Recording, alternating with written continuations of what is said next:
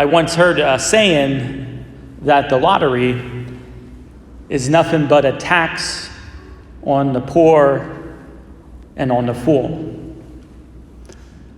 Well, on Friday, I was a fool. Who else was a fool with me, right? Yeah, a lot of hands, right? If you would have won that lottery, I would have been calling you every day asking for donations to the church, I promise you. Why do we do it? I mean, the odds are just ridiculous as far as so many other things can happen, before you win the lottery, but yet we still do it. Why? Well, there's one portion where we desire things like the car we dream of or the house or the vacation. There's that aspect of it. But also for myself, and I think for many of you out there as well, I think there's a deeper reason why we do it. We're trying to find some peace of mind in our life, right? Because life is hard. And really one of the main reasons why life is hard is because of the money, for many of us. How am I going to pay this? Can I afford this? It's about money. I think for a lot of us is what we worry about. And again, not in a griefful way, but more just like, I want to make sure there's a roof over my head and my family's taken care of type of way.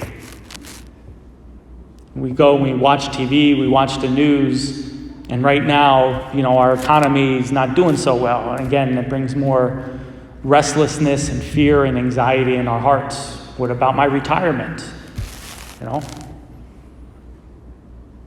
And so we are restless about this. And again, I'm speaking to myself first. And in that restlessness, we do something like try to play the lottery, and we believe that will take care of all of our problems, and we will be fine. And that's just a big lie. Really, all it does is it just transfers our anxieties from one set of problems to another. In the last couple of weeks, we've heard gospel passages that really refer to God's divine providence and its effect in our lives. Remember 2 weeks ago, we had the Martha and Mary story. You remember that story?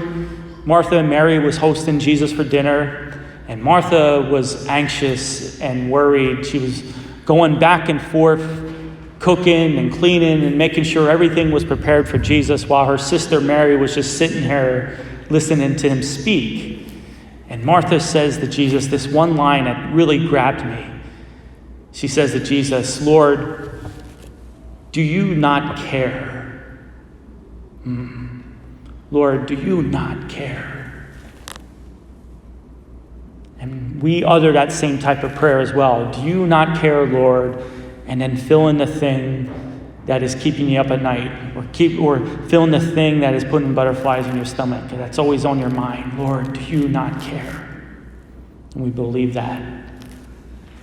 And then last week it was what? Jesus telling us, this desire of Jesus to tell us what? To ask, to seek, to knock.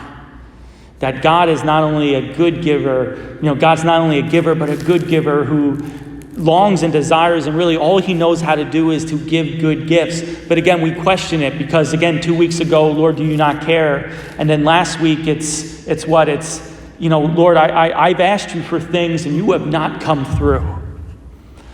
I'm still waiting for you to answer my prayers.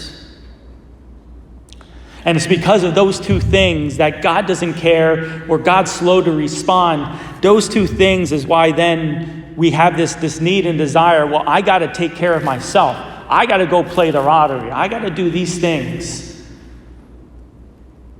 I got to put all the weight on my shoulders. And so now with that in mind, to today's gospel passage, a passage that begins with a person going to Jesus to complain about this fight that he has with his family about the inheritance. That's how the gospel passage begins, again, with another restless and anxious heart, fighting with his loved ones over his dad, his mom's, and share of the inheritance. And Jesus goes into a deeper perspective. He doesn't care about money. He cares about the heart and where the heart resides. And so he tells this parable of this rich man who had worries and anxieties. He had all this stuff and he didn't know what to do with it. And notice what he says. He says to himself. Notice there's no direction to prayer. There's no focus to God to say, hey, God, what should I do with this? There's no focus to the other. Hey, I have all this stuff. Do you need any of it? No, he says and talks to himself. He focuses on himself and he says, I know what I shall do. I'm going to build bigger barns. And then, after I build the bigger barns, then I can rest and drink and eat and be merry. He really sincerely believes all his problems are going to be solved with the construction of this barns, and all of his problems and his peace of mind is going to be solved with all the stuff he has. And so God calls him a fool. You fool, because today, all this stuff that you thought brings you peace, you're going to have to say goodbye to it. How does he say goodbye to it? Well, through death. If you ever notice, when you die, you don't take anything with you. It all stays here. It all goes to your sons and daughters, who will then sell it on eBay or something like that. You know what I mean? Right? It doesn't go with you. And the things you thought were going to make you comfortable and the things that you thought was going to bring that final peace of mind that you've been looking for, it's all gone. And really the source, the only one who has created you and has built you in a way that the way you get peace in life is when you're in relationship with him. When you abandon your will and yourself to his divine providence and say, yeah, I'm struggling. Yeah, it's scary. Yeah, there's a lot of unknowns. But I trust in you. And I know you're a good giver. That is hard to do. At least for me it is. That's why on Friday I put in $2 to the local gas station and got a Powerball ticket, or Mega Millions, or whatever it's called. It's hard. Life is hard. But in these battles of life and the struggles of life, we also fail to see that in the suffering and the battles, there is redemptive and salvific value to it.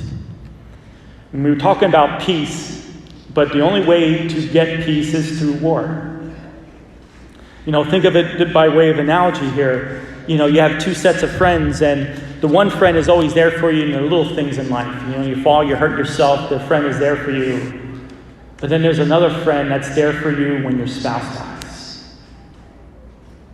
That friend, through the troubled and very deep sufferings of your life, that person who is there and loving you there, boy, is there not a lot of glory and grace and peace in that. And that's how God functions. He loves us even more. He's there even more when we're struggling and suffering in life. Turn to God.